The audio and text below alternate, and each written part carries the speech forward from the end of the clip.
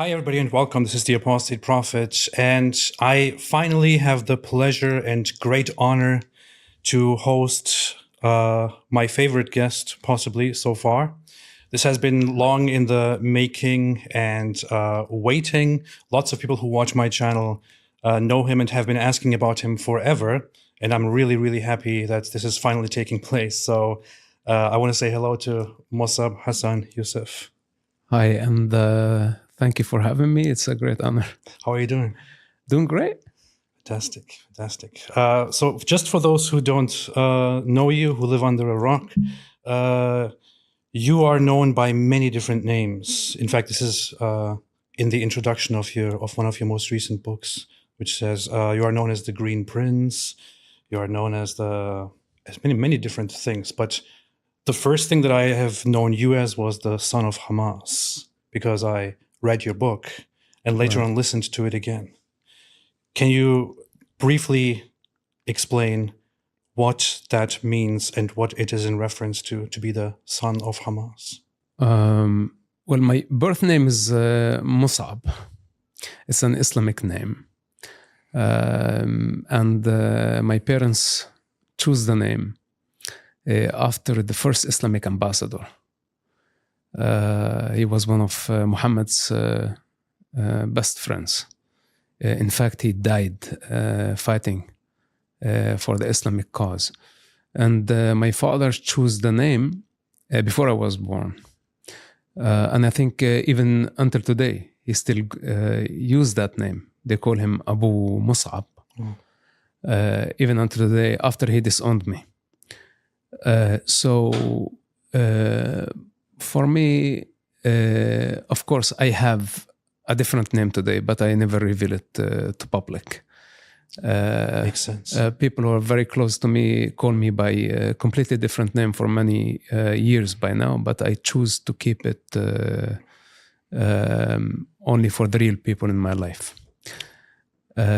So this is how I am known, and that's the connection to my birthplace, to my family, to that culture. The son of Hamas, this is the title of the book. I am not a son of Hamas. And the Green Prince, that was my code within the Israeli intelligence, because they would never have your real name for communication, for security reasons. So it's just a code name. I'm none of that. I am not a name. This is just something to be recognized based on people's expectations, I guess. I want to bring up something that I think is very important and that I think is missing from most of the conversation around this entire conflict. And you know it very well. I grew up being told, and I'm sure you did too, that in the possible near future, as Prophet Muhammad said, we Muslims will fight the Jews, and we Muslims will kill the Jews until the Jews hide themselves behind a rock or a tree, and a rock or a tree will say, "O Muslim, servant of Allah, there is a Jew behind me, come and kill him." Except for the Karkat tree, which is the tree of the Jews. I heard this when I was a little child. I went to my friends in Germany, growing up as a Muslim kid in Germany, telling my friends about it and seeing them shocked. And I didn't understand at that point how messed up that was. I'm pretty sure that you heard that as well from early childhood. And so do other people growing up where you grew up, right? Yeah, well, first of all, the hadith, لا تقوم الساعة حتى, meaning the end time will not come until the Muslims kill the Jews. So this is a condition for the Muslims to get to the point where the judgment day means that the end of this life as we know it, and then it would be the beginning of the kingdom of their heaven, where Allah is going to be sitting on a throne and He's going to decide who's going to hell and who's going to heaven. And of course, the Muslims, the true Muslims, are going to heaven, and all the non-Muslims are going to be doomed in eternal fire. In order for the Muslims to get to that point, they must kill the Jews first. This is a duty on behalf of Allah. So this is very, very dangerous. It's very dangerous, and it's in the most trusted Islamic source. But it's not only in the Hadith. It's also in the Quran. And it's also in the Hamas Charter. And it has been part of the conflict the entire time. I know that the so-called reasonable Fatah, for example, in Judea and Samaria, or also known as the West Bank, they have been preaching this hadith to Muslims in the mosque. Just a few weeks after October 7, 2023, they had it during their Friday prayer. The imams were instructed to tell the people this hadith again, and that this will come true regardless of what happens now. So what's very, very upsetting to me, honestly, is you and I both know that there is a very, very messed up and very deep Jew hatred that is deeply entrenched in the religion, and that is possibly the main reason for this entire conflict. But people don't realize it. Even in Israel, when I went to Israel, it looked to me as if most Israelis don't see and don't agree that Islam is the problem, which is so weird, because I grew up my entire life learning that Israelis are demons and the worst people, and that we have to kill them and so on. And there are Israelis saying, "Oh no, Islam is not the problem." Why do you think this is?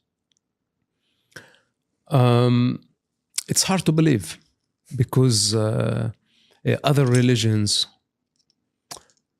judge Islam and weigh Islam based on their belief systems. And since Islam was established in the 7th century Arabia, and the Quran is written in classic Arabic, which in fact most Muslims don't understand when they read it, you must understand the eloquence of the classic Arabic. It's a very sophisticated language. It's poetic. And in order to study classic Arabic, you have to spend many, many years. And even if you do that, you may not understand the Quran completely.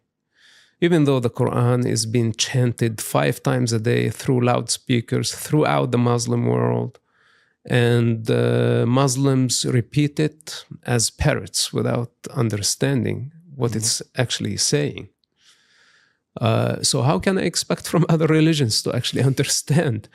And by the way, this was one of the main problems that I had. Why the majority of humanity was doomed to Allah's hell, and the only way for them to towards salvation, that they need to actually understand Arabic, classic Arabic, in order to understand the language, or to decode the language of the divine. So this sounded unfair. And again, the Jewish people don't want to accept the fact that a religious majority, some 20% of the population of Earth, hate them. But this is not going to actually cancel the threat. The threat is there. The facts are there. Muslims have been acting on it for 14 centuries. The ethnic cleansing of the Jewish people from the Arab Peninsula is documented in the Islamic resources. The Islamic hatred in the Quran, dehumanizing the Jewish people, degrading them as inferior beings. They're not even humans, according to the Quran. They are apes and pigs. at the beginning they were God's chosen people, but now they are outlaws. Now they are disobedient. And the duty of the Muslims on earth is to punish the Jewish people. What a coincidence, what we are dealing with in the Middle East right now. And all those who deny the religious connection, and they say this is a misinterpretation of a peaceful religion. Either they are ignorant, they haven't studied the topic, or they are in denial, or they are liars. They are liars because they have something to lose or they have something to gain. And this is the type of people who have been pushing the Islamic agendas. But in the meantime, people like us, we have to deal with the Islamic violence as the majority give them the cover. And this is where I say it for what it is. They like it, they don't like it. This is the truth, and I can support it with facts.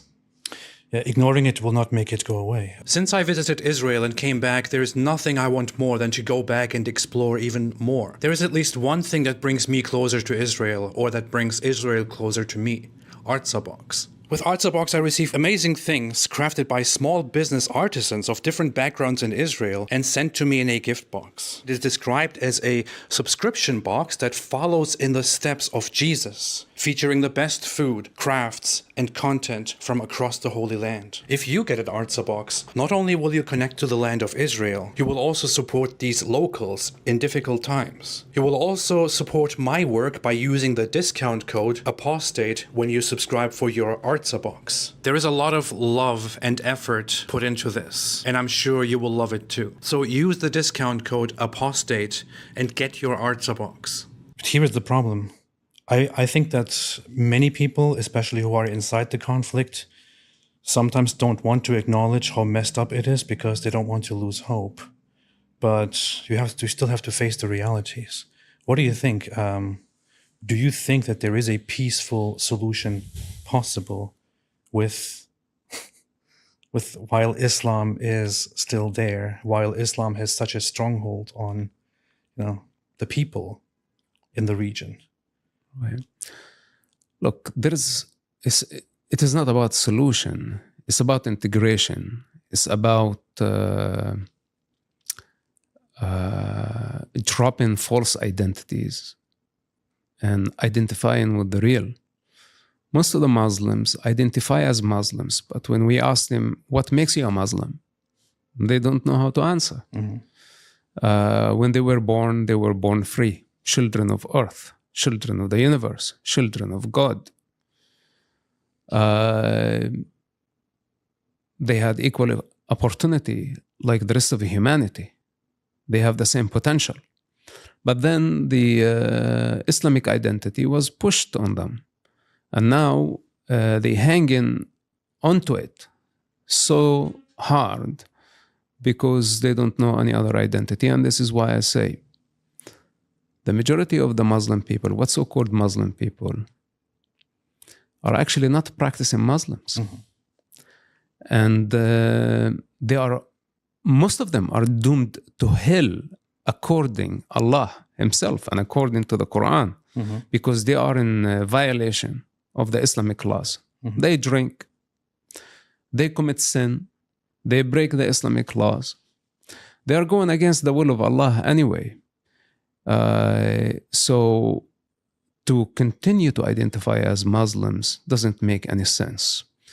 And to me, I find it actually pathetic because they are identifying with the Islamic identity for security, for status, for recognition, for respectability. This is the only thing. It's not about righteousness. And their anger when you challenge their identity is because of their fear. This is why they are angry. This is why they are violent. This is why they are anti all the non-Muslims. And today in the 21st century, I really find it very hard to believe that we have some 2 billion people projecting their delusion on something that is non-existential, a hypothetical entity that does not exist. I'm not saying that God does not exist, because in my opinion, there is no difference between the believer and the disbeliever. Both of them are two sides of the same coin. But to believe that Allah is the only God and he sits on a throne somewhere up in the sky, he's up there, he's not down there, and he's totally separate from his creation, I think this is madness. And he really hates other people and he considers them his enemies. And he wants Muslims to also hate those other enemies. Right. And to fight them and to kill them. Well, you say he, for example. So he's represented as a male. And this is already referring to an egoistic mindset. It's a man's attempt to project its ego on a third party, hypothetical entity. So when we talk about Allah and we have some hundreds of millions of people say Allah, each one of them is basically projecting their ego on that non-existential entity. They may think that they all agree on the same God, but in reality, each one of them is projecting their own conscious and subconscious. So in psychology, this is a big human mental defect or disorder, you can call it. It shows the limitation of that mindset. And as long as we don't discuss this problem, because we don't want to hurt their feelings, they will continue to be in this darkness. And I think throughout the centuries, a huge part of humanity will choose to be in delusion, in the cave of Plato, looking at shadows and they thinking it's real. A handful of people can make it out of that cave, and when they see the light, they try to help those who are sit in darkness, in fear. They get persecuted. This is the essence of the Greek philosophy. The nature of the mind, the nature of the ego. It's not a he, it's not a she, it's not separate, and it projects itself in limitless forms. That includes men, women, animal, nature. All forms belong to that divine intelligence, and to just limit it or reduce it to an ego mind, then start to act as the sword of God on earth, punishing people for disobedience or punishing people for being different is not acceptable. Let me go back to where you started out, because we talk about religion, we talk about belief in delusions, belief in Allah, and so on. You were raised in a very Islamic household, and you were raised by in a family that is where your father is considered a co-founder of Hamas, the very terrorist organization that Israel and in fact the world is dealing with right now. It's not just Israel that is fighting them. Israel is doing a great job fighting them, but it's actually the world fighting them, while idiots in the West and everywhere else come out in their support. But you grew up in a household where Hamas was co-founded and where Islam played a big role. How was it to be raised there, to start your life there? From my early childhood, I was committed Muslim. My mother used to say, before you were born, you were in the mosque. And my father, in fact, started the Islamic revolution in our area, because prior to Hamas and the Muslim Brotherhood, Islam was pretty much dead. after the collapse of the Ottoman Empire, the Turks, where are you coming from, after 400 years of occupation. And that was shortly before the establishment of the State of Israel and the return of the Jewish people to their homeland after hundreds of years of ethnic cleansing on the hands of the Muslims. So after the collapse of the Ottoman Empire, the Arab world rejected Islam completely. People were very, very tired because the Islamic Khilafah isolated the Arab world. And they forced sanctions and monopoly over the Arab world. Like, for example, Europe discovered printing. And that led to rebellions against the absolute control of the church over people's lives in Europe. Now, the Ottomans did not allow printing, and they did not allow other intellectual property to enter the Arab world. And this gap of 400 years of isolation, of sanction on the Arab world explains the distance between the Middle East and Europe. So this is basically led the Arabs to, I don't want to say to hate Islam. They just rejected Islam. Women were free. If you to tell anybody in the Middle East to wear a scarf or a hijab or a burqa, people would laugh at you. People used to go to the cinemas. They had the nightlife.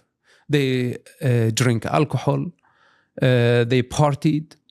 The Middle East, after the collapse of the Ottoman Empire, was a big party place until Sayyid Qutb and Hassan al-Banna brought the Islamic ideology back to life. And this was their attempt, by the way, to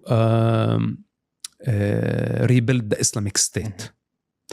Now, I was born around that time when the Muslim Brotherhood invaded the Judea and Samaria. Fatah and the PLO were just national, secular, non-religious at that time, influenced by the Islamic religion, but not as much as the Muslim Brotherhood. And the Muslim Brotherhood was the rival force to nationalism. Because they don't believe in nationalism, they don't believe in Palestine, they don't believe in political borders, they believe only in one global Islamic Khilafah. Correct me if I'm wrong, but Hamas, one of Hamas's main reasons for rising and getting popular and riling people up was they were saying that the other Palestinian groups are basically they could compromise with Israel and go for this nationalist idea and accept weaknesses and all that. And Hamas was against that because they wanted full control and imperialism and Islam. Look, every one of Hamas also have their own opinion, and their rival Islamic groups like the Islamic Jihad and the Salafi Jihadists and the other many groups or sects, Shi'i, Sunni, Wahhabi, Alawi, name it. They are all conflicted of what is the Islamic ideal. What's the perfect model of Islam? So they fight among each other. And this is exactly the environment where I was born. So I had to actually learn from the Salafis, from the Sufis, which in fact my favorite sect, and they don't even consider themselves as Muslims, and the Jihadis. Then the Muslim Brotherhood claimed to be the middle way, that they believe in jihad, but also they believe in building the society. And of course, all of that happened in the sensitive area of Palestine, where Israel is involved and Jewish people involved, which add to the complexity of the situation. So growing up, it was not only in a Hamas household. I grew up in the mosque. I studied I was required to study the Quranic language from very, very early age. I was required to memorize huge portions of the Quran when I was as young as 10 years old. It was like my duty to do that. And later on, I went to a Sharia school while I was going to a secular school. So on one hand, I studied in a normal school, and I studied in a Sharia school. I had piles of books, and I had the Quran on the top of that to study, which, by the way, today I enjoy because I had the opportunity to study Arabic, which is a fascinating language. It's like the best part of that culture. So basically, this is my early conditioning. And I can go on and on, but maybe it's irrelevant to most people who haven't lived it. Yeah, I know that you learned from very early on, like many others. I read your book, and you explained that you were indoctrinated. You trusted your father and the sentiments very much. Of course, you learned that Israel is basically the enemy, and you were very much brainwashed early on into this thing, but you changed. I'd say conditioned. Okay, yeah, Conditioned. Let's go for that. At what point did you change your mind about whether the enemy is actually Israel or not? Look, we blamed Israel on all our problems. And this is something that did not feel right to me. Like, for example, the honor killing in that society, or killing homosexuals, or killing the non-Muslims, and also the inner violence within that society. That an intelligent person would look and say, how can you blame Israel on all that? And this is what the Palestinians are very good at, to blame Israel on all their problems, never taking responsibility for their own actions. And something I did not like. This is an evolution. It is not just a one or two turning points. It's a chain of event. It's every day, every moment of my life that brought me to this realization. And I'm still learning. I'm not saying that I learned this in the past, and I'm still learning about Israel. I'm still learning about myself. I'm still learning about that complicated part of the world. And the more I learn about it, actually, I'm learning more about mankind and the human condition, the human delusion, and the human limitation. In the meantime, I came to understand the human potential that can transcend all these barriers. And when I demonstrated the power to transcend the barrier, I had to drop my beliefs, and I had to risk my life, and I had to accept to be shunned and to be labeled, to be threatened on a regular basis. Those who live in slavery don't understand this. They can never relate because they are under the influence of death. That's the problem, though. Can we play not the first clip, actually, but the second one with the kids? happen to have a gift. You have seen through it. You are intelligent. You stand out. Most people will not easily get to the conclusions that you got to. This is a clip from a show.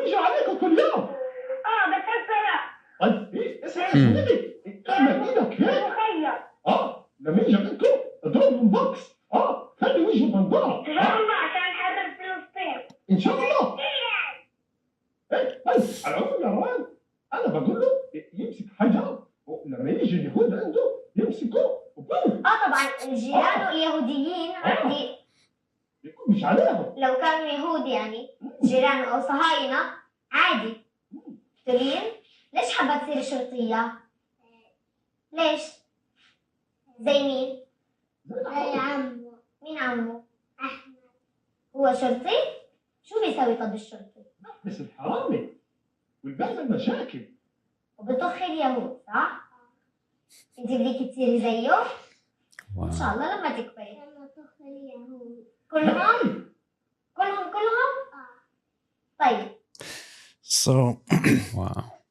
this is just one of those clips from Hamas's very own Al-Aqsa TV from a show called Tomorrow's Pioneers, known as Ruwad Al-Ghad, where they seemingly broadcast things like these to little children. And a little child, I don't know, I can't tell what age those children were, but very, very little. They can't think of their own. They can't form their own thoughts. They don't know anything about the world. But they are told, not only in person, that it's good to throw rocks at Jews and to kill Jews, and that it's a fantastic thing to become a police officer and to shoot all of the Jews, like it's a very fantastic thing. This is also broadcast to people on TV. How much of this did you witness growing up in Palestinian society? And do you think this represents like the general sentiment of what people are taught? Well, first of all, you see a child indoctrinating a child. It's even worse. That's true. And this is part of that culture. This is part of my struggle and my fight to stop this process of indoctrinating children. It's a child abuse. The children were born free. And in what's so-called the Palestinian society, children have been indoctrinated to carry the burden of sick generations. Mm-hmm. To kill, to kidnap, to blow up things on behalf of the adults who could not move on, who could not let go, who still live in darkness and expect from their children and their children's children to die on seeking revenge. Mm-hmm. This is how this vicious cycle of violence is continuing for a long time, and we must break the chain. We must break the cycle. Palestinian violent ideology is the biggest enemy, is the biggest threat in the face of children and their evolution. Mm-hmm. And if we allow savages like this to get away with their crime and continue to teach children hatred, innocent children, this is very dangerous, especially, they say, around the age of 6. It would be almost impossible to reverse Mm-hmm. that period of conditioning. It's very, very dangerous and sensitive part of the child's evolution. And even though the children think it's a game or think it's just very simple, they're not paying attention that they are deciding, or their future has been decided for them. It's our responsibility. And as a son of that region, of that land, I did not understand what we were going through. We all hear this at the mosque, in the school, in the street, through the media, through the leaflets. We did not have social media at that time. Today, it's on the social media. So many have their platforms and they're pushing the violent ideology of Palestine, expecting from the children to die on their behalf. And all of them have one thing in common. They're all cowards. Because they push violent agendas on the children, but all of them sit in hideouts, in comfort, making careers out of the tragedy of the children, the Arab and the Jewish children of that region. And now it's not only limited to Gaza and the West Bank. Now it's became the business of many Americans, Yes. of many Europeans, of many con artists, who actually, each one of them is serving their selfish agendas. And I ask these mediocres, who is going to pay the price? Who is going to fight your ugly fight? Do you want the children to continue dying so you can satisfy your egoistic ambitions? And to make a point, if you want to fight a superpower, Israel, a legitimate society, a legitimate nation, older than history, it was there before history was written. If you want to really annihilate Israel, a nuclear power, then go ahead. Why are you waiting? Why are you sitting still here in New York or in Los Angeles, preaching the Palestinian indoctrination? Go down to Gaza, carry a rifle and start shooting. Show me. But don't expect from the children to continue dying. Because every time they say and they preach and they spread the Palestinian narrative, the propaganda, children are paying the price. And this is where I am at odds with these people. So we saw what children are taught in Gaza and in the West Bank. You know what it is, what people are taught. It's messed up because from a very, very early age, when they can't even think, they're indoctrinated with the idea that Jews are the enemy and they need to fight and kill them. They don't even get the chance to ever think about this. This is the reality, the truth that they learn, and they never, ever think about it. Now, you know this. I pretty much know it. Other people who are very stupid don't know this. Here we have somebody harassing you in the street. This went viral recently. And they accuse you of being the bad guy. Kids, come fight me! Come fight me! Come fight me! Stop killing kids! Come fight me! Come fight me! Stop fucking killing kids and come fight me, nigga! Come fight me!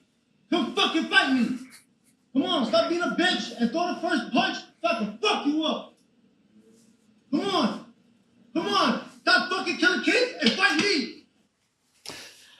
When I saw this video, I thought, I don't know why this person uploaded this video because it looks like they look very pathetic and you look really, I don't know what word to use, but badass, you know? You look tough. I don't know about badass. Because you're ignoring this guy who is coming up to you and telling you repeatedly, come fight me, come throw the first punch, but he's just there recording you and you don't even react. Right. And he thinks he's fighting for the children. Yeah. Well, this is the problem. In my view, what the camera cannot show, actually, I'm seeing the children on the sidewalk with their mothers being pushed away to the side, terrified because of his violence. While he's accusing me of being genocidal, he's pushing the Palestinian propaganda of victimhood that is ending up or leading to the suffering of more children in Gaza. This is the twisted mindset of all the pro-Palestine or those who identify as Palestinians. It's not that I am new to such phenomena. He should have put the 45-minute harassment. He put only 30 seconds of it.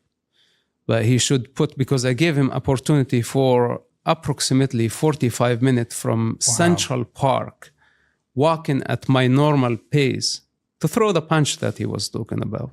And I don't know what held him back. And then I was just wondering, how he's going to do it with one hand, because he was just focused on filming the thing. If he was serious about it, then maybe there wouldn't be a camera recording the whole thing. Did he really harass you for like 45 minutes or so straight? Do I need to repeat myself? I challenge him to put the whole thing. He chose the best part of it and left the parts that would show his quality. So, and he wasn't the only one also. So basically, this is the chaos that we are dealing with. This is New York City. If it was in any different region, it would be a different story. We are in New York. This is the jewel of the Western civilization. And the last thing I wanted, to have Palestinian indoctrinated savages to bring their violence and to bring their harassment and to bring their chaos against decent citizens who just basically walk in, minding their business. How did you stay quiet for that long?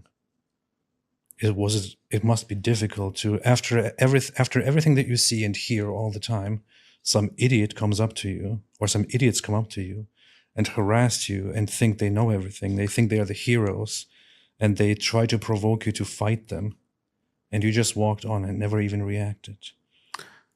Well, I think I was louder than him, but he did not realize it. Sometimes silence is louder than the loudest voice. And again, if we want to start reacting to this type of attitude in public, this means that we are going to turn our civilized society into a jungle where the strong would eat the weak. Strength is not about muscles, and it's not about who can beat who. It's unfortunate that some people don't know the real power and the real inner strength to transcend our human limitations. And I wish that this was the most dangerous moment of my life. People like this, they don't know real danger. And if you have been in the most dangerous situations, I don't want to say face to face with death.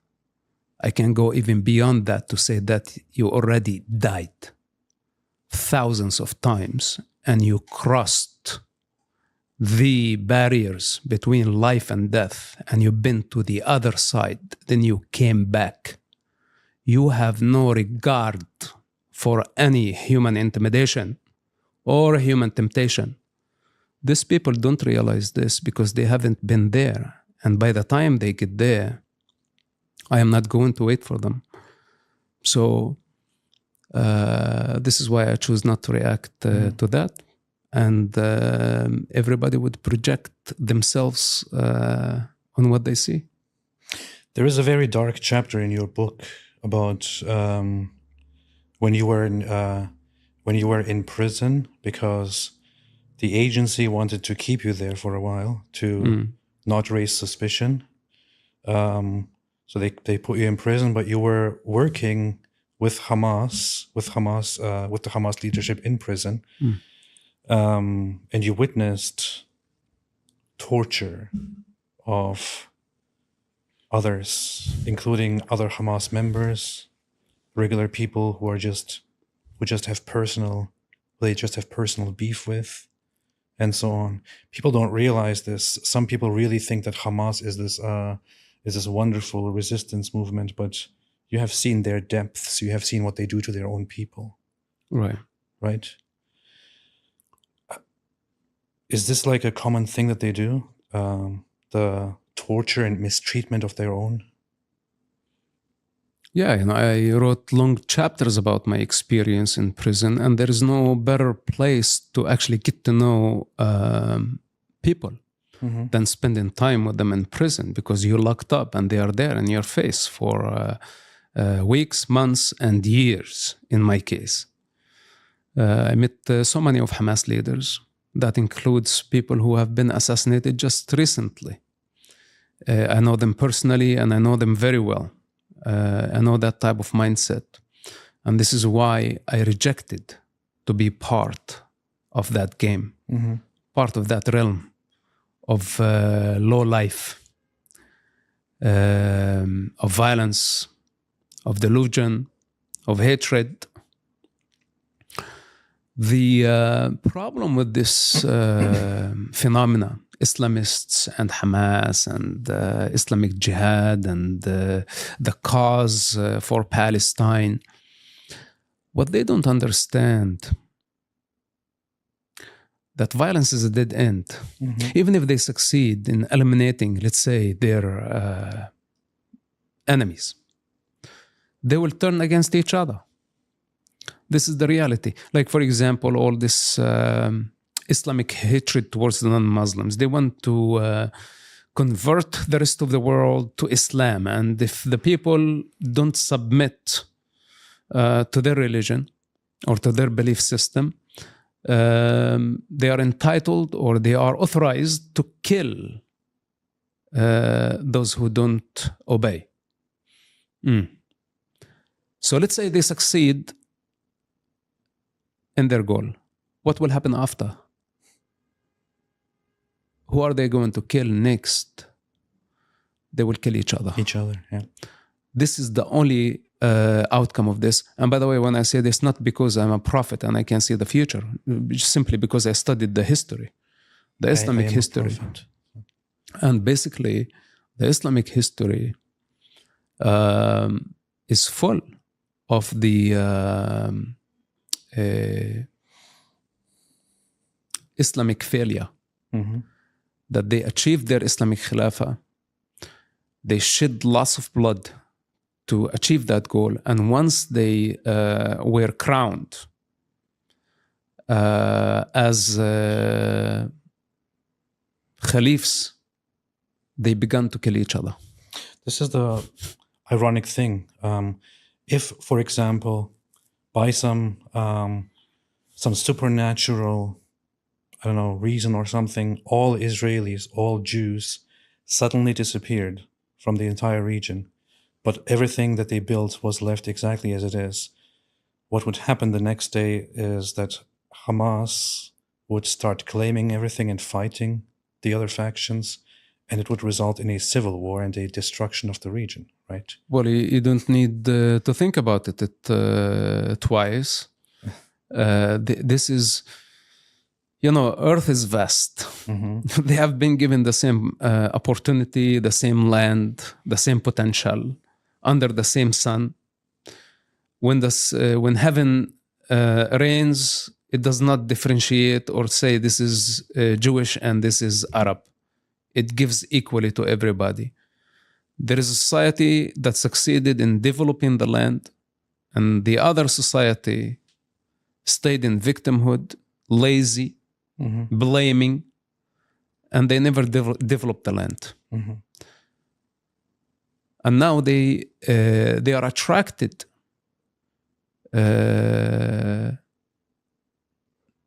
not because of the land, because of the development, because of the achievement, the success. This is a universal problem, by the way. We had movements here in the United States that say, Occupy Wall Street. And of course, they think that building civilization is coincidental, that people were lucky, and there are some people who are unlucky. They don't want to accept reality, that everyone is the legitimate creator of their own destiny, of their own life. And we build it. Mm-hmm. If I build it, if I am the creator, then I have the authority to be the destroyer. Mm-hmm. I construct it. If I own it, if I am the creator, then I am the destroyer. Mm-hmm. It's up to me. But those who did not take part in the creation don't have the authority to mess with my creation. So Israel has been created, and Tel Aviv is a very advanced city. Mm-hmm. Gaza could have been Tel Aviv, could have been even more advanced if they wanted to do that. But that requires lots of freedom. That requires lots of sacred work. That requires discipline. That requires vision. That requires to be anchored in the universal truth, in humility, in submission and determination, resilience, to build and to create. These are the qualities of creators. Mm-hmm. But to sit around and wait and say, hey, I want equal opportunity. What do you mean by equal opportunity? You have it. You have the same potential. So this entire fight and hatred towards Israel, it's a matter of jealousy. It's self-hatred. And it's the denial. And it's the attempt to escape the failure. And there is no way to escape the failure. And those who don't accept failure, they can never find success. You bring up a good point, which I talked about before, which is that there are no excuses. In Gaza was autonomous. They had their own governance. They had the means. They had everything. Of course, they had a temporary blockade because it was problematic, but within the means that they had, they could have turned the place into a wonderful place if that was actually their goal. However, they focused on victimhood and fighting. And this is where we are now. It's all destroyed. Was it really worth it? What do you think Hamas would do? In short, I want to play a clip, but what do you think Hamas would do to the Israelis and the Jews if they succeeded and defeated Israel and took over the region? Simply, they would do what the Nazis did. If Israel did not have the power to defend itself, the Arabs would have invaded long time ago. They tried back in 1947. They tried back in 1967, 1973, and they kept trying until today. If Israel is not a strong country, and everyone in Israel, unfortunately, before they go to school, they're required to train how to defend themselves and how to work together, because the Jewish trauma after the Holocaust taught them something different than any other society. And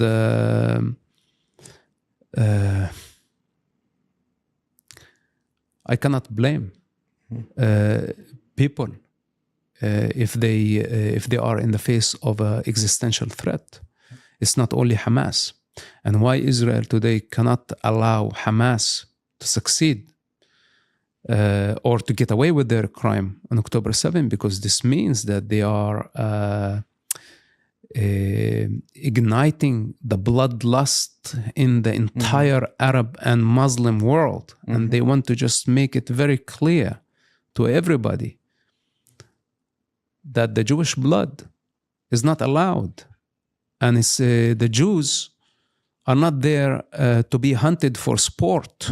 This is not a game. They are a significant part of the human family.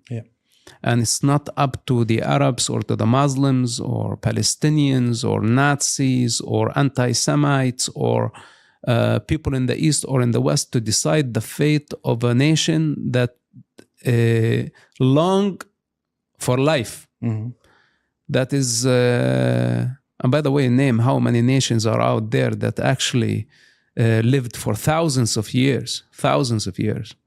This small nation of some 15 to 20 million people are resilient to time. 5,000 years of evolution. And they maintain to stay a small minority throughout the centuries against so many attempts to annihilate them.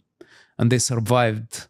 It's a miracle. Israel is a miracle, the biggest miracle of all time. It is very, very admirable. And to just dedicate one's life to annihilate such people. For what?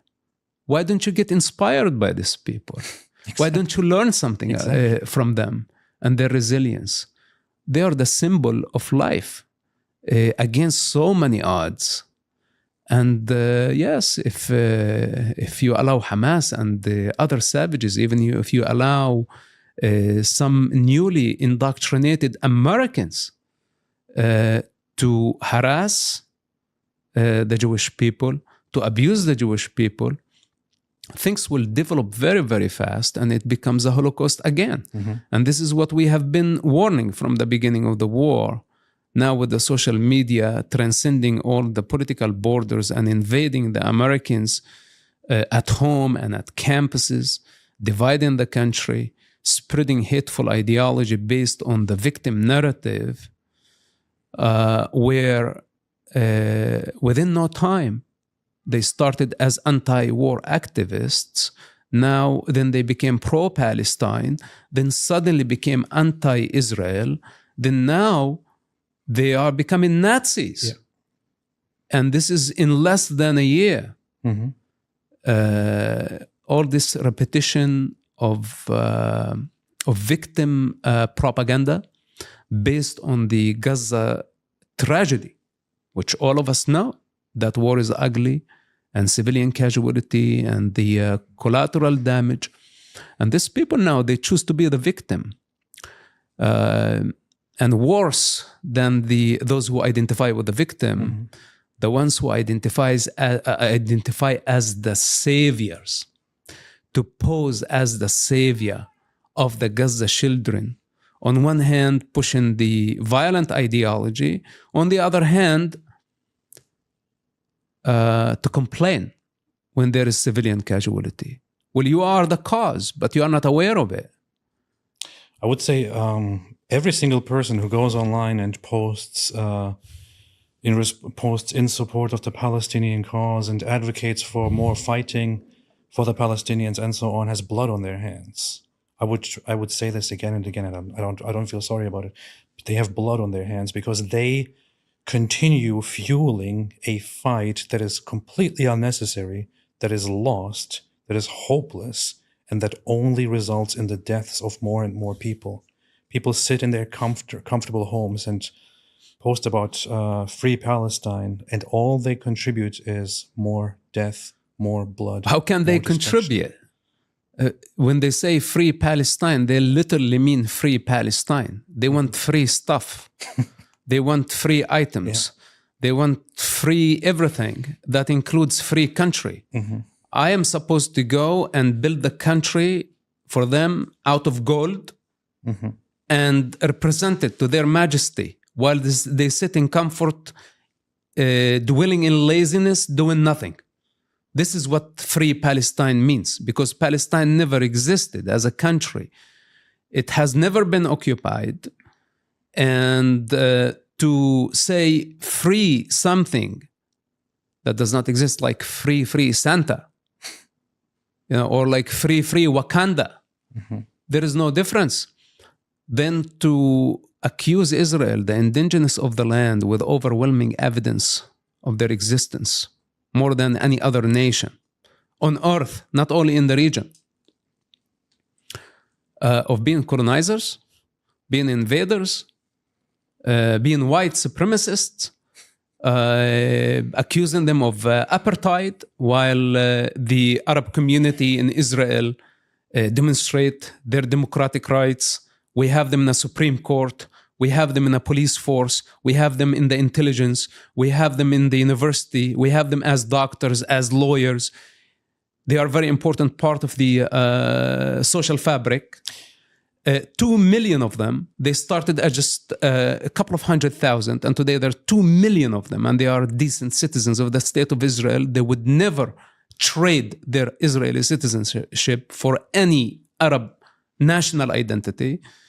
And to go and say Israel is an apartheid state, or to say there is ethnic cleansing, but we tell them, how can you explain the demographic growth? Where did it come from? Did they import these people? They kept their homes. They did not escape during the war.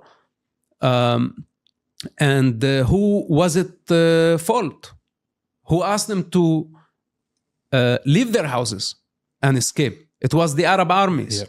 The Arab armies told the Arabs in Judea, Samaria, and the land of Israel to evacuate because they did not want to differentiate between Jew and Arab when they invade. They just wanted to literally wipe out everybody in that land when they came. This was their intention in 1967, but miraculously they lost the war. The Arabs who left hoping that they're going to return after the Jews being killed in the land, they never returned. And this is where we had the refugee problem. It's not that Israel forced them out of their lands. The Arabs who stayed in their homes, they are still in their homes until today, and they're multiplied. So this means we don't have the issue of ethnic cleansing. Then they accuse of genocide. All these allegations are based, it's not only nonsense, it's actually false accusations. They're serious accusations. And it's leading to more violence. False narrative eventually lead to violence. There's something very, very nice that you brought up, which I just want to highlight because I like it, which is that Jews are a people who existed for thousands of years, for millennia, and they have managed to, while staying a minority, to prosper and to live, to value life, to bring their values back, to revive their language as a spoken language, and so on. It's almost, you could almost think of this as a fulfillment of the biblical promise and the biblical idea and instruction for the Jews to be a light unto the nations. Why would people not be inspired by this? And what's the harm in that, right? I mean, it cannot harm anybody to see this as something great and to try to be like the Jews, right? If everyone tried to be like the Jews, if everyone valued life like the Jews, if everyone tried to persist despite anything like the Jews, who could this hurt? It would be good for everyone. Why value stupid ideologies and death instead? I've heard the phrase from so many Islamists and others, Islamist groups, from Hamas members, which is, we love death like you love life. That's what they say to Israel, what they say to Jews. Yeah, well, they think it's bravery. Yeah. You know, they think the bravest position of an individual is actually not to be afraid of death. Yeah. Not realizing that the fear of life is much greater than the fear of death. And those who actually praise life against so many challenges and against the human suffering, and they fight the good fight, those are the ones who refine and integrate. It's like gold. You purify it with fire. Then they become into gods. Not only light unto the nation, but lights like stars in the universe.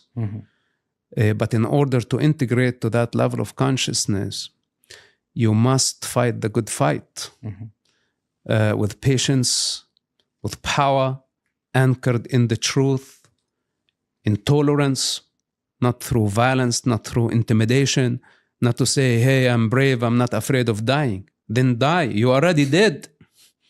You already did. I invite you to come to life and fight the good fight and take responsibility. Life is all about taking responsibility. Freedom is all about taking responsibility. There is no freedom if there is no responsibility. And these people say, free, free Palestine. They want freedom. but they don't want to take responsibility. So this is Fatih Hamad, who is, you could almost see him like the Goebbels of Hamas in a way, not as prominent, but he has been in charge of media. He's in charge of Al-Aqsa TV. He has been speaking to people in Arabic. He's not very much known on the international stage, but I wish people were more familiar with him because he says some of the most honest and really, really messed up things. But here is what he thinks, and I just want to ask you, how could Israel possibly deal with such a society that is taught things like these? لنتطلع إلى أمرين مهمين نحن قاب قوسين أو أدنى منهما. أولا هو تنظيف فلسطين من دنس اليهود واستئصالهم بإذن الله، وهو قاب قوسين أو أدنى. 4 سنوات يا أخواننا، 2022 بنكون خلصنا منهم. أما الأمر الثاني وهو إقامة الخلافة بعد أن تتعافى الأمة من سرطانها وهو اليهود بإذن الله سبحانه وتعالى. أنه لا يعني أننا سائرون في مسيرة العودة السلمية، أننا تخلينا عن المسيرة العسكرية الجهادية، فيدنا على الزناد ومصانعنا تشتغل وتعمل في الليل والنهار وفي كل يوم So, the idea he's presenting and the ideal that he glorifies to his people, this man put in charge of people by Hamas, is that the goal is to eradicate the Jews, and the next goal is to build the caliphate. Right. And this was a speech that he gave in 2018 during the so-called peaceful March of Return, which Israel gets lots of hate for. This was peaceful. This guy was leading the peaceful March for Return, but saying, yes, we are peaceful right now, but our fingers are on the trigger. As soon as we are ready, we will eradicate them and build the caliphate. Right. How is Israel supposed to deal with this? Well, first of all, this guy is one of the founders of Hamas security wing. He was, believe it or not, Sinwar's and Daif handler, this guy. Mohammed al-Daif was assassinated a few months ago. The Hamas military wing leader was handled by this guy. Have you met him? I never met him. Okay. So basically, yeah, and most importantly, that his prediction that in 2022 Israel would be wiped out of the map and he would establish his Islamic Khilafah apparently did not work It's because of as COVID. he planned. Yeah, I think COVID maybe postponed it for a couple more years. Delusional people, and Israel cannot negotiate with this. Any democracy cannot negotiate with this. Any decent human society cannot accept this type of savages who choose violence to fulfill their ambitions and their lust for power. And when any democratic society, or actually any human community, when they reach the point where there is lunatics like this, outrageous, who want to kill, who want to destroy, thinking that they have the perfect model, a failing model, by the way, proven wrong, proven a dead end, and they just want to repeat it out of curiosity to see what will happen when they become the rulers of the universe. Then any society, not only Israel, has no choice but to fight. And the use of force in this case is totally acceptable and justified. Do you think most Gazans or Palestinians, do you think half or most agree with what Fatih Hamad said here? Most of the Muslim world agree with him. Really, really messed up. So there is a lot of talk about what Israel would do with Gaza after they are successful in eliminating Hamas, which seems to be an endless mission, to be very honest. But it's just lots of Israelis have this whole concern that even if they annexed the land and the people were part of the land, they would slowly have to be integrated and they would have to become citizens. They would have to vote. And if you give people who have such thoughts the chance to vote and to become part of your society, it's basically suicide. They want to destroy Israel. They want to eradicate the Jews. Right. How can you give them this opportunity? So what do you think Israel should or needs to do in the long term to deal with this and to, eliminate the threat, to get rid of the threat, and to establish a prospering society without being constantly fired at? It is a big problem. And I really don't know what is the solution, but war. I'm afraid war is the only way towards peace in this case. Because when people are determined to annihilate other people for no reason other than a promise in the future or a promise made in the past by someone we don't know if he or she ever existed, and we are still hoping and trying to do everything we can to fulfill that promise, there is going to be war. And I'm afraid only war that can set the terms, if I can say. Mm-hmm. Yeah, and I hope we don't get to that point. Israel did not displace the Palestinians. In fact, they are not even Palestinians. They're just Arabs. Yeah. Mostly economical migrants, Bedouins, Gypsies, Romans, Persians, all type of people, Turks, Egyptians. Many people crossed the Gaza is the gate between Asia and Africa. It's right on the border of the African and Asian continents. It's the gate. And many people crossed that region, many. You know what's funny? You say this, and we say this. Other people don't want to realize it. It has become this popular narrative in the West, especially, to say Palestinians are the indigenous people. The very same guy, Fatih Hamad, there is another video that went, that was recorded by memory. Yeah, I saw that when he was saying we are Egyptians. Yeah, exactly. Yeah, of course. He was crying for help from the Arab world and saying, we are all Egyptians. Half of us are from Saudi Arabia. The other half are from somewhere else. Yeah. Right. No, they're very confused about their identity.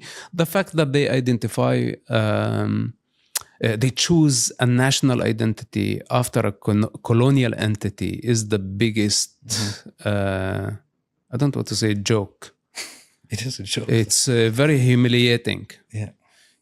To actually claim to be indigenous of the land, fighting against colonizers. But in the meantime, you choose a colonial entity as your national identity. Palestine.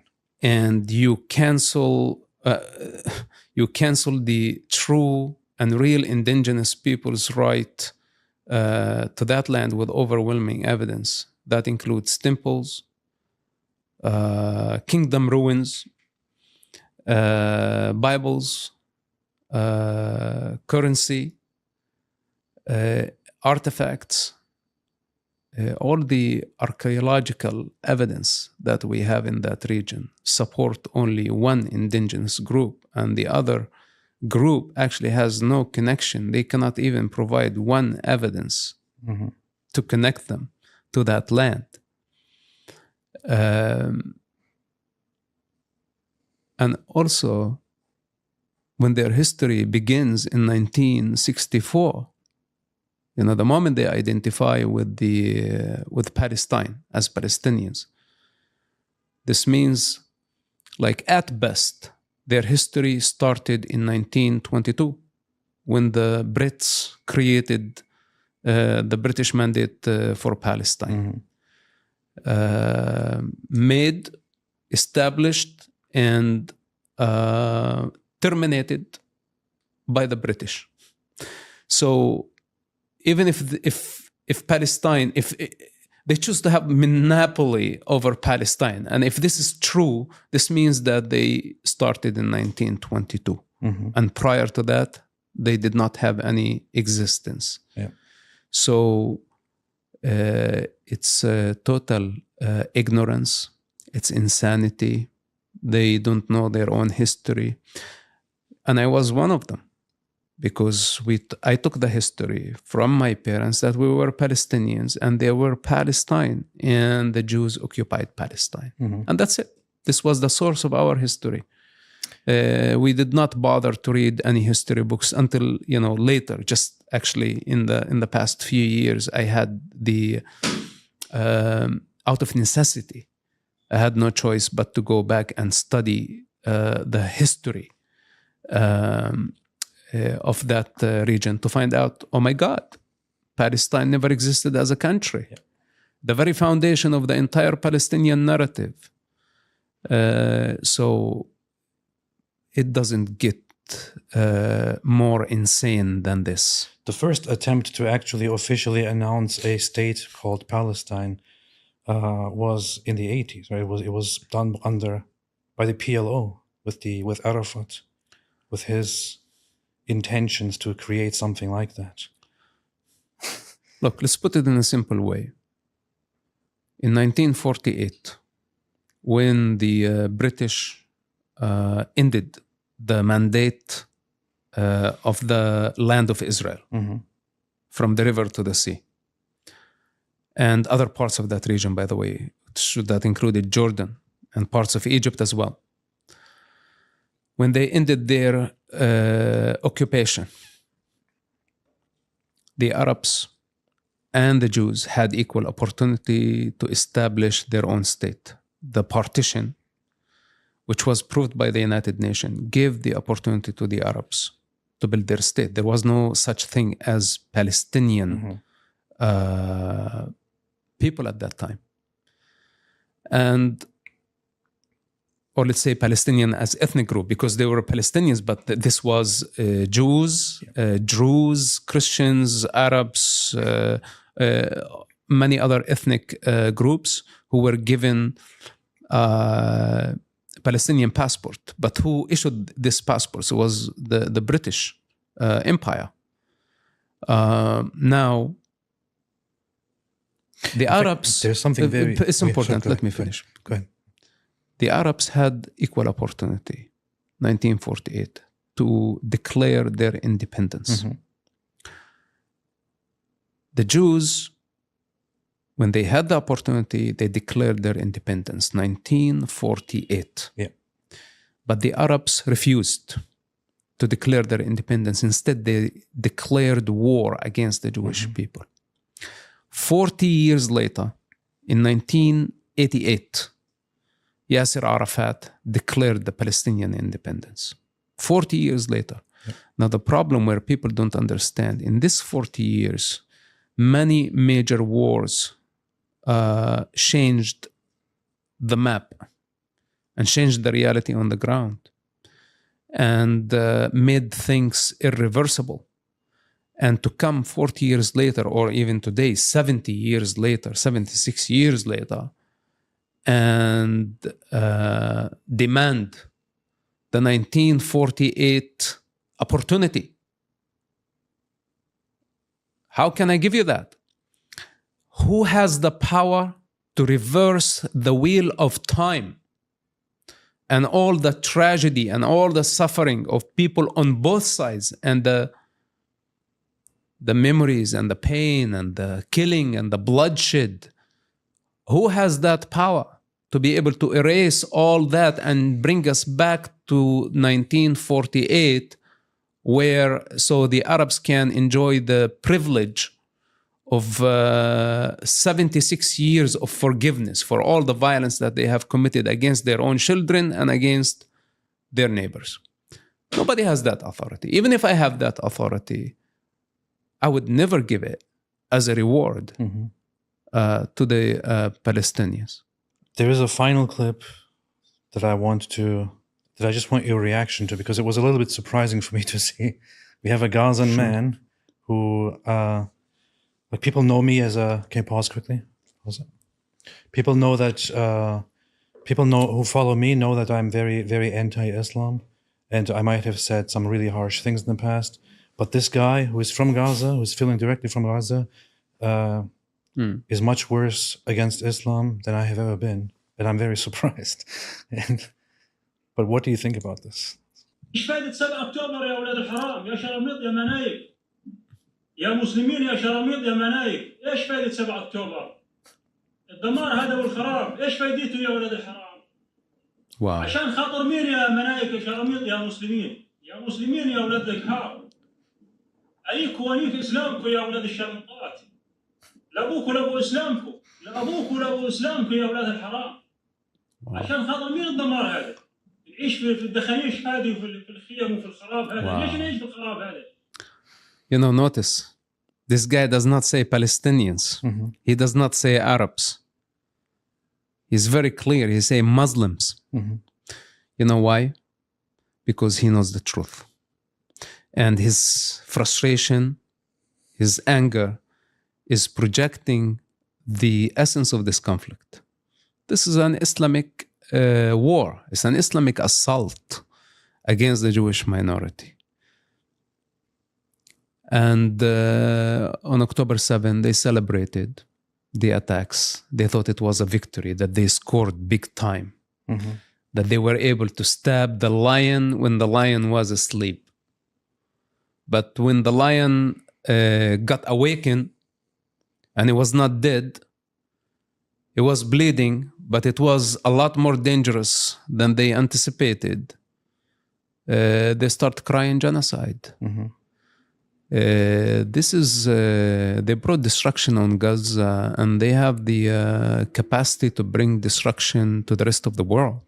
If they pick up momentum, and you see them today, what they are doing in Montreal, in the United States, in Europe, and how they're you give them the freedom and they exploit the Western freedoms, thinking that this is their right. Then suddenly, and with no time, they turn violent. If they pick up momentum, they will destroy everything in Europe and in the United States. Maybe in the United States a lot more harder because we don't have lots of Muslims. They are still a minority, but also they are growing. They are growing not through illegal immigration. They are growing through spreading their Islamic ideology, and they represent it as a peaceful ideology and slowly drag Americans into their belief system, into their rabbit hole, where they would turn from people looking for spirituality into fanatics and eventually into jihadists. And they will not even know how they originated or how they got to the point where they became violent or jihadi Muslims.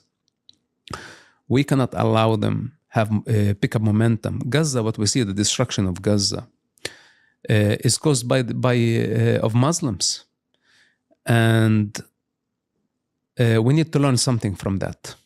Because what we see in Gaza today, this could be the future of the globe. And by the way, we are not that far. We may think that we are in 21st century. The violence is on the rise. And Palestine is a very, very dangerous trigger. I said this from day one. Don't validate their violence. It's a wildfire. It starts with a very small flame. And then it can burn everything in its way. And the fire is still raging. And the people are not paying attention. They are underestimating. They think it's only a problem in the Middle East. And we tell them, you validate violence in the Middle East. You validate raping. You validate kidnapping of innocent civilians. You validate the ethnic cleansing of religious minority. Then you escape your responsibility and you blame and you spread false accusations against the victim. And you, this type of mentality and the growth like of their movement will take over in no time if we don't counter them, and they will turn everything into rubble. And at that point, it would be too late. And people will even forget about our conversation. They will not even realize or remember that some people were warning them because it would be too late. And we don't want to get to that point. The war is on the rise.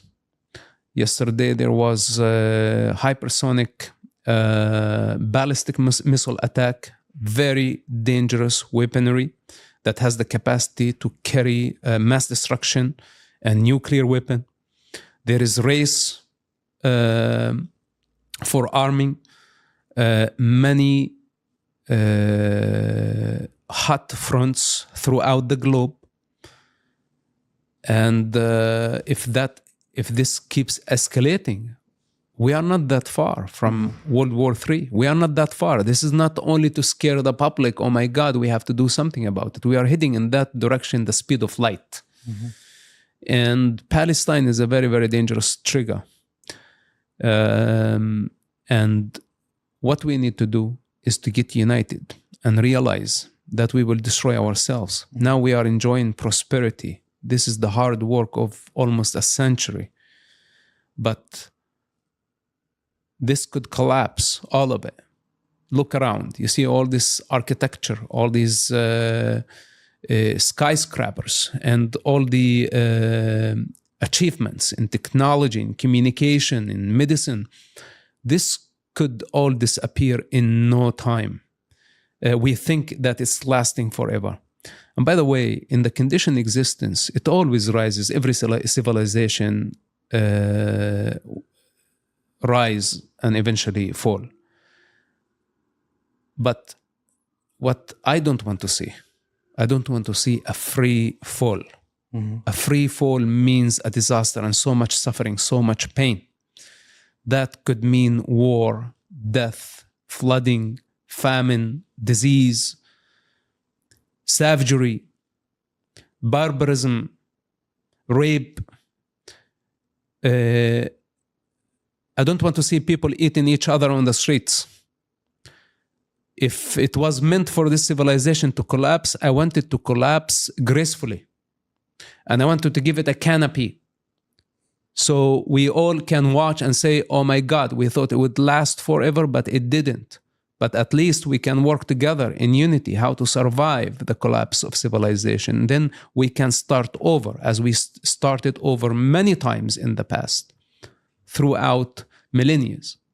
So with that said, we don't want to get to the point where it's just completely out of control, where the women are afraid to walk down the streets, where no one can find food to eat.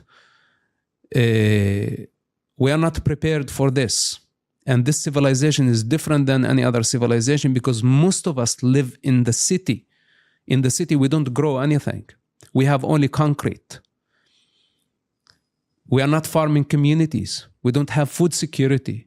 We are totally dependent on the chain of supply. And if that breaks down, all of a sudden millions of people will find themselves without power, without energy, without food, without water source. If they think the water is coming through the faucet, they're totally mistaken. There is an entire system behind that, and the system is totally dependent on the small details. So, why to gamble to this degree? It's better that we stay in awareness and realize if this is the end of a chapter of the human evolution, let's do it correctly. Let's accept it without having to speed the process up to a degree where the amount and the level of the human suffering will be intolerable.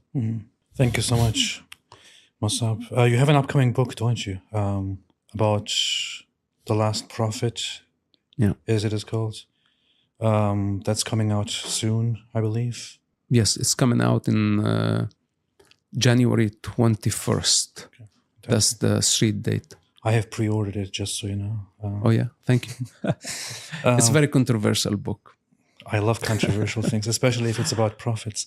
You have said a lot of very important things, but if you want to have some final words, what is your advice? One thing that you want to tell people, especially those in the West who blindly get into this conflict as somebody who would be defined as a Palestinian from their perspective, what do you want to tell them? Look, many of us here in the West, we have hit a dead end, I would say, because we went too much into the material and we abandoned the spiritual. We emptied things of their meaning, and all our relationships to objects, to people, to life is pretty much empty. And this is a very, very dangerous place.